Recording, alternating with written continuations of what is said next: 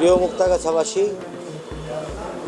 দীর্ঘ একটি বছর পর আমরা একটি ঈদ পেয়েছি, ঈদুল ফিতর, যার প্রথম আজকে বাংলাদেশ জাতীয়তাবাদী দল ক্ষমতায়।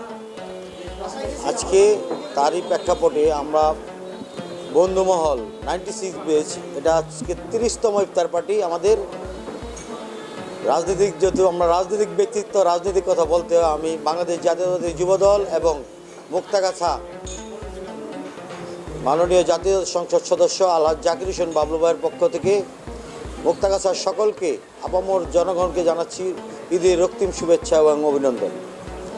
পাশাপাশি আমরা দীর্ঘদিন এই মুক্তাগাছায় যুব সমাজ, তরুণ সমাজ দীর্ঘদিন রাজপথে লড়াই আন্দোলনের ফলে একটি ফ্যাসিস্ট ছাত্র আন্দোলনের মধ্য দিয়ে বিদায় হয়েছে।